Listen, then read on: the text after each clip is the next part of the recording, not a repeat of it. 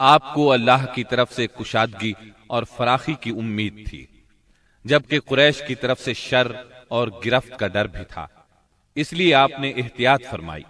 مکہ معظمہ کے قریب پہنچ کر ہیرا میں ٹھہر گئے اور اخنس بن شریک کے پاس ایک آدمی بھیجا کہ وہ آپ کو پناہ دے، مگر اس نے معذرت کر لی کہ وہ حلیف ہے اور حلیف پناہ نہیں دے سکتا۔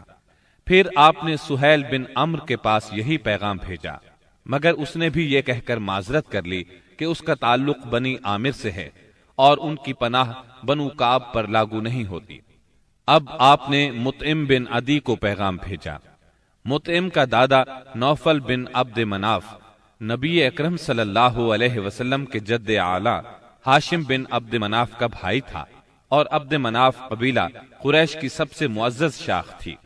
چنانچہ مطعم نے جواب میں ہاں کر دی اور خود اپنے بیٹوں کے ساتھ ہتھیار بند ہو گیا اور آپ کو بلوا بھیجا۔ آپ تشریف لائے، مسجد حرام میں داخل ہوئے، پہلے خانہ کعبہ کا طواف کیا، پھر 2 رکعت نماز ادا کی، اس کے بعد گھر تشریف لے گئے۔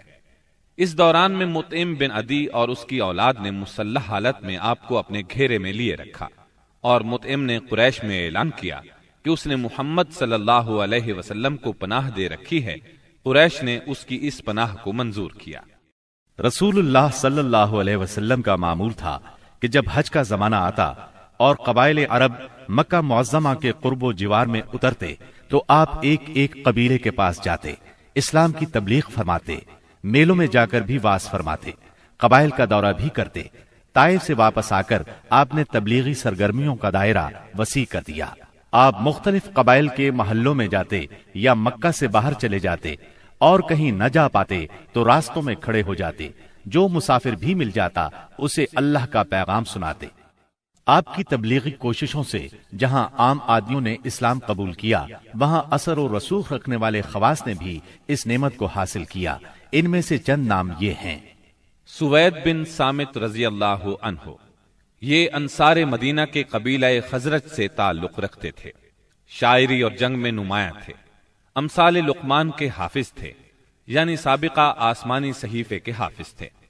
یہ جب مدینہ منورہ واپس پہنچے تو جنگ بؤاس چھڑ گئی اور اسی میں قتل کر دیے گئے۔ یہ مدینے کے پہلے نوجوان تھے جو آپ کی دعوت سے متاثر ہوئے۔ ایاس بن معاذ رضی اللہ عنہ، مدینہ منورہ کے مشہور قبائل اوس اور خزرج کے خونریز مارکوں میں قبیلہ اوس کو شکست ہوئی، اور اوس کے معزز لوگ قریش مکہ کے پاس گئے کہ خزرج کے مقابلے میں انہیں اپنا حلیف بنا لیں۔ ایاس بن معاذ اس وفد کے رکن تھے۔ آپ صلی اللہ علیہ وسلم سے ملاقات کا شرف حاصل ہوا تو اسلام قبول کیے بغیر نہ رہ سکے۔ جب یہ واپس مدینے پہنچے تو ان کا انتقال ہو گیا۔ ضماد ازدی رضی اللہ عنہ، یہ یمن کے باشندے اور قبیلہ ازد شنوع کے ایک فرد تھے۔ اہل عرب میں جھاڑ پھونک اور تعویذ گنڈے کے لیے مشہور تھے۔ انہیں کسی نے آپ کے بارے میں بتایا کہ آپ پر جنات کا اثر ہے، تو یہ آپ کا علاج کرنے کی غرض سے مکہ آئے اور پہلی ہی ملاقات میں آپ کے ہاتھوں پر بیعت کر کے اسلام قبول کیا، پھر واپس یمن چلے گئے۔ طفیل بن عمرو دوسی رضی اللہ عنہ، یہ یمن کے قبیلے دوس کے سردار تھے۔ وہاں ان کی ایک طرح سے حکومت تھی۔ خود شاعر تھے، بہت ذہین تھے۔ مکہ میں ان کی آمد پر اہل مکہ نے شہر سے باہر نکل کر ان کا استقبال کیا۔ آپ سے ملاقات کا شرف حاصل ہوا۔ آپ نے اسلام کی تعلیمات سنائی، قرآن کریم کی بعض آیات کی تلاوت فرمائی۔ اللہ کے کلام کے اثر سے وہ بھی ایمان لے آئے۔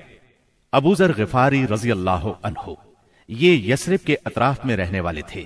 رسول اللہ صلی اللہ علیہ وسلم سے ملنے کی خواہش میں پیدل چل کر مکہ معظمہ پہنچے۔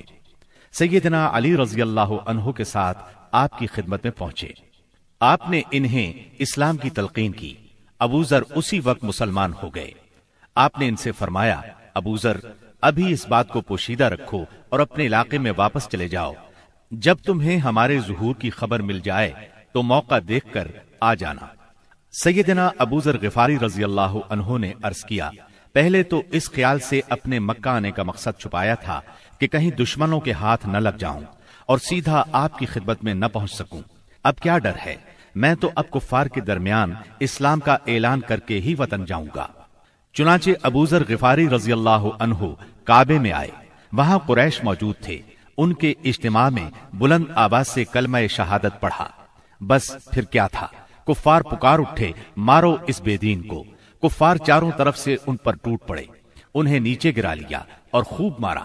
سیدنا عباس رضی اللہ عنہ نے دیکھ لیا، پکار اٹھے، یہ تو قبیلہ غفار کا آدمی ہے، جہاں تم تجارت کے لیے جاتے ہو اور کھجوریں لاتے ہو، اگر یہ مر گیا تو تم تجارت کے لیے اس طرف نہیں جا سکو گے۔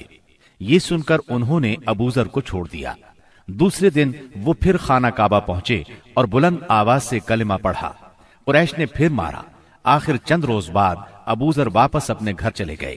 یہ پہلے صحابی ہیں جنہوں نے اسلام کا کلمہ بلند آواز میں پڑھ کر خانہ کعبہ میں کفار سے مار کھائی اور اسلام کے لیے ہر سختی کو خوشی سے برداشت کیا۔ نبوت کے 11ویں سال موسم حج میں یعنی جولائی 620 عیسوی میں اسلام کو چند کارآمد بیج مل گئے۔ وہ دیکھتے ہی دیکھتے سرسبز و شاداب درخت بن گئے۔ ان کی لطیف اور گھنی چھاؤں میں بیٹھ کر مسلمانوں نے برسوں کے ظلم و ستم کی تپش سے نجات پائی، انہیں راحت نصیب ہوئی۔ ان حضرات کے نام یہ ہیں: اسعد بن زرارہ، اوف بن حارث بن رفاعہ، یہ اوف بن افرا کے نام سے مشہور تھے، رافع بن مالک بن عجلان، قطبہ بن عامر بن حدیدہ، عقبہ بن عامر بن نابی اور جابر بن عبداللہ بن ریاح۔ یہ لوگ 11 نبوت میں حج کے لیے آنے والوں کے ہمراہ آئے تھے۔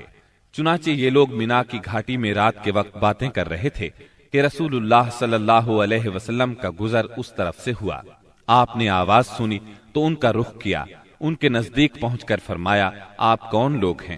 وہ بولے، ہم قبیلہ خزرج کا ایک گروہ ہیں۔ آپ نے فرمایا، یعنی یہود کے حلیف؟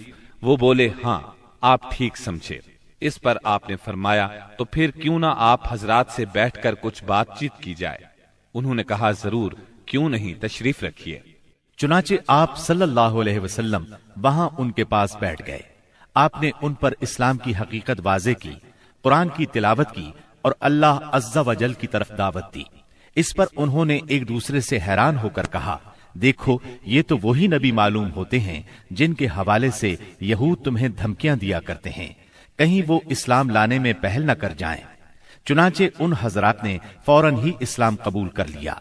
پھر انہوں نے کہا، ہم اپنی قوم کو ایسی حالت میں چھوڑ کر آئے ہیں کہ کسی اور قوم میں ان جیسی دشمنی نہیں ہے، پس اگر اللہ تعالیٰ انہیں آپ پر اکٹھا کر دے تو ان کے لیے آپ سے معزز کوئی نہیں ہوگا۔